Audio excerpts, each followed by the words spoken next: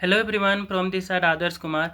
Madhya Pradesh BSc nursing के लिए और एमएससी नर्सिंग के लिए जो है कि Madhya Pradesh employ selection board के द्वारा ये नोटिफिकेशन निकाली गई है, जिसमें नर्सिंग के लिए ये एग्ज़ाम कंडक्ट करवाई जा रही है। ठीक है, तो ये आपका क्या नोटिफिकेशंस में बता रखा है, मिनिमम एज, क्वालिफिकेशंस क्या रिक्वायर्ड है, ठीक है, कब तक अप्लाई कर सकते हैं, ये सारी जानकारियाँ इस वीडियो में हम समझने वाले हैं। ठीक है, तो Madhya Pradesh employ selection board के द्वारा ये नोटिफिकेशन रिलीज की गई है फॉर दी आपका पोस्ट बेसिक बीएससी नर्सिंग और पीबी बीएससी नर्सिंग और वही मास्टर साइंस नर्सिंग आपका एमएससी नर्सिंग के लिए ये आपका सिलेक्शन टेस्ट आपका कंडक्ट करवा रही है employ selection board, Madhya Pradesh employ selection board. ठीक है, तो इसमें आपका इन्होंने इंपॉर्टेंट डेट में जानकारी दे रखी है कि ये फॉर्म जो है कब से आप कब तक भर सकते हैं। तो एप्लीकेशन फॉर्म स्टार्टिंग डेट इन्होंने बता रखा है कि 23 मई 2025 से इस फॉर्म का स्टार्टिंग आपका डेट है। ठीक है, 23 मई 2025 से इस फॉर्म को आप फिल कर पाएंगे। ठीक है,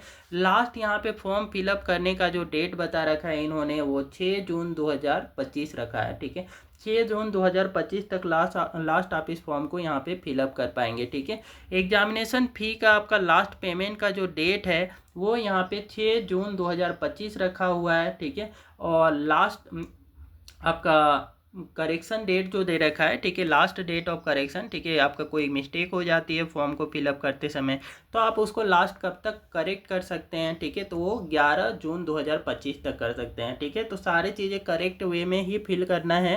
बाई चांस कुछ आपका मिस्टेक हो जाता है तो 11 जून 2025 से पहले ही आप इसको करेक्ट कर लें। ठीक है, बाद में इसमें एडमिशन के टाइम में कोई प्रॉब्लम ना क्रिएट हो। ठीक है, इस वजह से आप इसको पहले ही करेक्ट कर लेंगे। ठीक है, एग्ज़ाम का डेट जो स्टार्टिंग डेट है वो आपका 1 जुलाई 2025 है। ठीक है, 1 जुलाई 2025 से आपकी एग्ज़ाम जो है स्टार्ट होने वाली है। ठीक है, तो ये फॉर्म को फिलअप कर दें और जो एंट्रेंस एग्ज़ाम है उसकी तैयारी में आप सब लग जाएं। ठीक है, तभी आपका बीएससी नर्सिंग हो गया, अच्छी कॉलेज अलॉटमेंट होगी।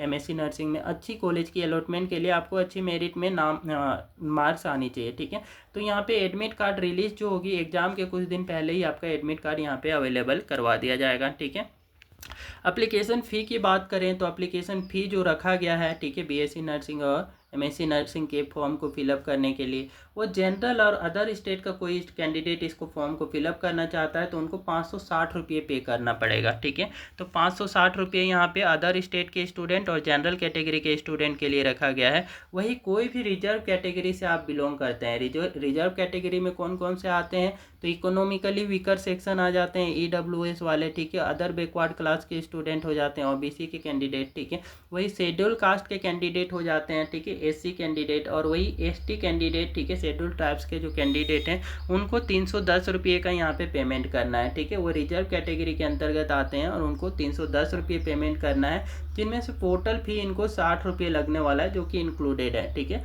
पोर्टल फ़ी जो होता है एमपी ऑनलाइन पोर्टल फ़ी, ठीक है, वो आपका 60 रुपये होगा जो कि आपका यहाँ पे इसी में इंक्लूडेड है। ठीक है, आप पे दी examination fee through the MP online kiosk और डेबिट कार्ड और credit card net banking mode only. ठीक है, यहाँ पे बता रखा है कि जो एग्जामिनेशन फ़ी जो है वो कैसे आपको पेमेंट करनी है। तो आपका एमपी ऑनलाइन के थ्रू इसका पेमेंट करना है या फिर डेबिट कार्ड के थ्रू भी कर सकते हैं, क्रेडिट कार्ड और नेट बैंकिंग के मोड के थ्रू भी यहाँ पे आप पेमेंट कर पाएंगे। ठीक है, इस फॉर्म को।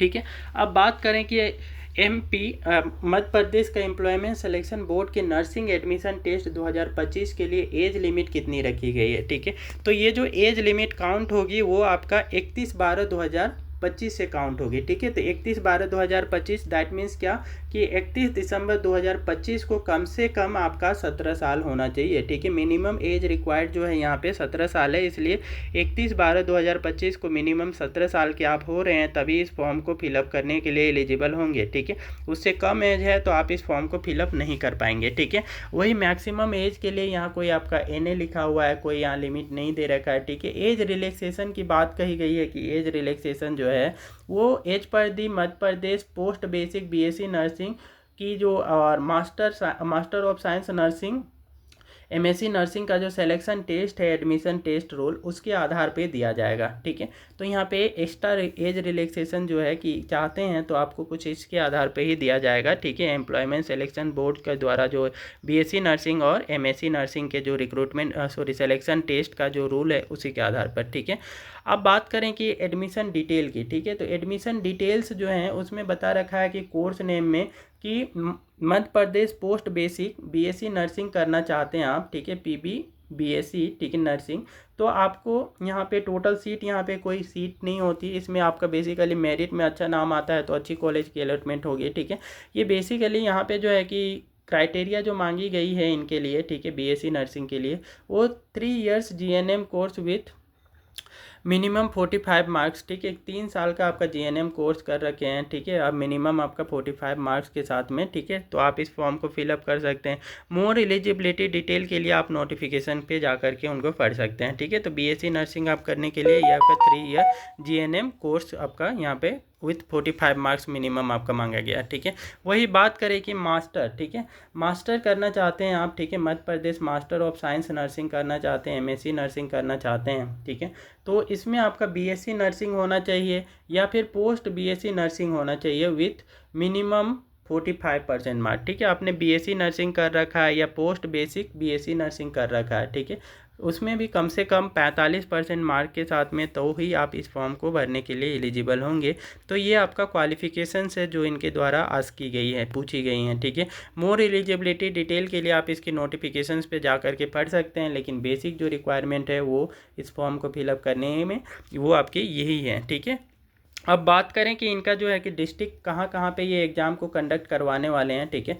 तो Madhya Pradesh employment selection board के द्वारा जो आपका बीएससी नर्सिंग हो गया, एमएससी नर्सिंग हो गया, इसका एंट्रेंस टेस्ट 2025 जो है उसकी डिस्ट्रिक्ट डिटेल में इन्होंने बता रखा है कि आपका भोपाल में ये कंडक्ट करवाएंगे, ठीक है। उसी के साथ में इंदौर में, जबलपुर में, ग्वालियर में, रतलाम में, रीवा में, सागर, सतना, उज्जैन और कहाँ, खंडवा और नीमच, ठीक है। ये सब डिस्ट्रिक्ट हैं जहाँ पे ये जो है कि एग्ज़ाम को कंडक्ट करवाने वाले हैं, ठीक है।